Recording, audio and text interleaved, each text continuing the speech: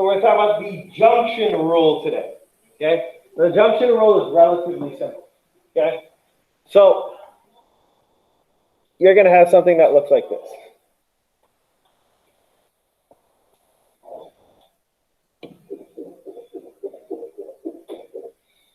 Okay, so what we're basically looking at here is a zoomed in portion of a circuit. Okay? So if we have a zoomed in portion of a circuit here,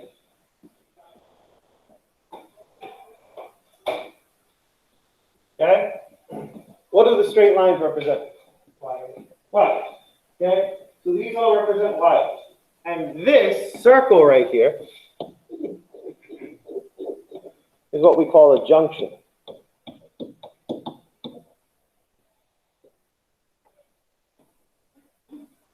Now, in technical terms, a junction is any point where you have two or more things connecting and you can go along different paths. But the easiest way to think of it is think of it like a fork in the road.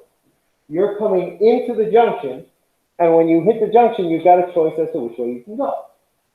Right? You've got a path coming in. Now, you could have multiple paths coming in. You could have multiple paths coming out. Basically, think of it like Times Square on the subway, or Grand Central Station, right? You have a bunch of trains that are coming in and a bunch of trains that are going out. So you can switch the path you're taking and change the directions and all these things. Does that make sense? Now, okay, what happens when you have a junction like this, okay, is that you're going to have current that's flowing through the wire. So let's say you have, we'll do this different color so it stands out, 10 amps of current that's moving this way. Now we're going to think of this as direct current, so it's only going in one direction. It's not flip-flopping or changing direction, so we're just going in one straight line. So they're one-way streets. Okay? Now, you have 10 amps going into this junction. The rule we have is that whatever current goes into the junction, the same amount of current must come out. So what do we call it when you have to have the same on one side as the other side of like an equation? Come on, starts with a C, conservation, right? So you have to conserve the current. You have to conserve the charge coming into the junction as well as going out of the junction. Does that make sense? Now, if you've been looking at the homework assignment, the quest, you should have seen some pictures that look like this. Yes? You had no idea what to do with them? Now you will. Okay?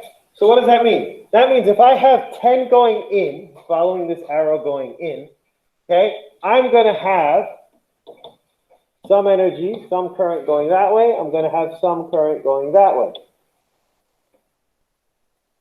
Okay? So let's say up here, I told you I have 6 amps on that top branch. How many amps would I have to have on the bottom? 4. Simple, right? Whatever goes into the junction, that's the equal to what comes out of the junction.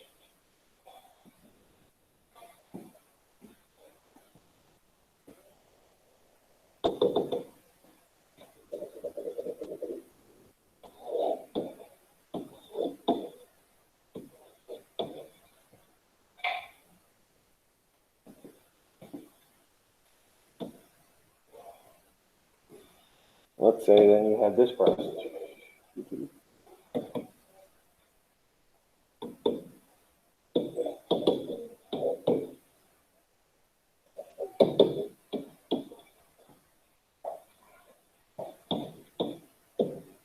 So you have 2 amps there, 3 amps there. How many amps do you have on the bottom? 1 amp going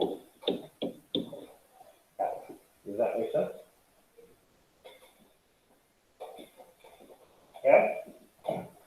Pretty simple, pretty straightforward. Now, it doesn't get much more complicated, although there is a little hiccup in what it can look like. Sometimes, does everybody have it? Okay, does everybody see it? Everything else? Cool. Okay.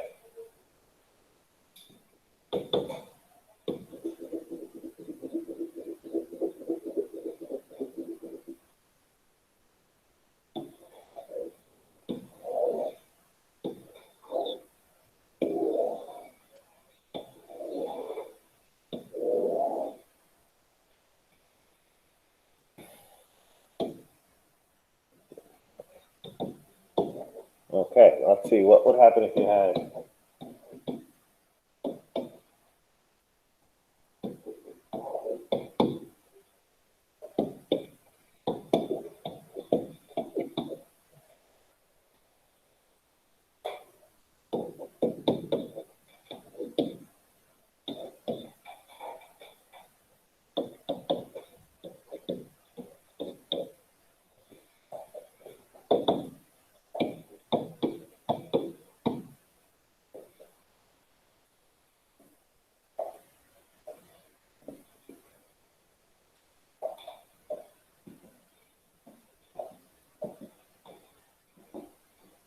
what would be going on in this one branch? Let everybody copy down to give everybody a shot.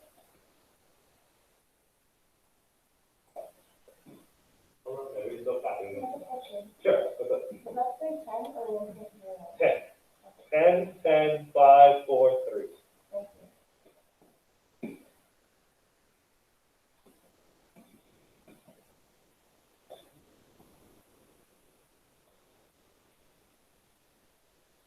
Okay, what would the red be? 10, 16. Going in or out? Going out. Do we agree? We have no idea how we got that.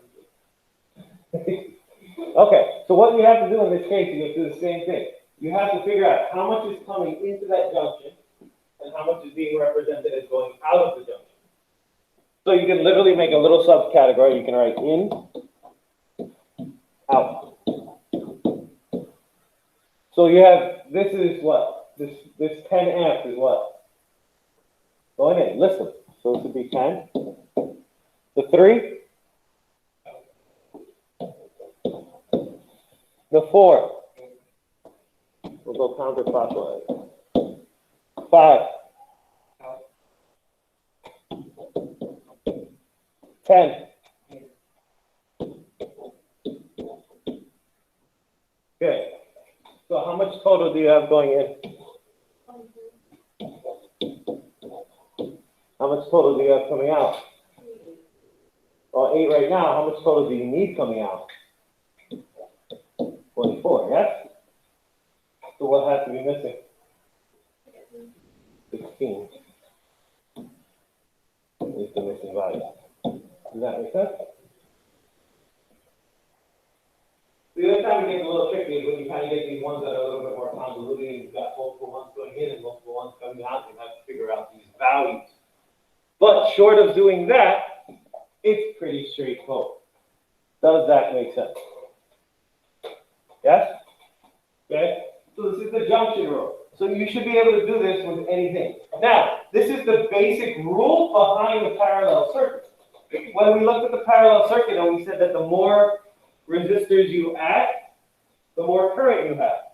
Why? Because you've got more lines coming out of the junction, right? That little junction point at the top, right? So if you've got more branches coming out, that means you need more electricity, more current coming in, which is why your current gets bigger and bigger and bigger the more resistors you add in parallel. Does that make sense? So these two rules kind of flow into each other. Cool? Yes? Okay. So that is the last thing that you need to know for your quest that's due later today. Does that make sense?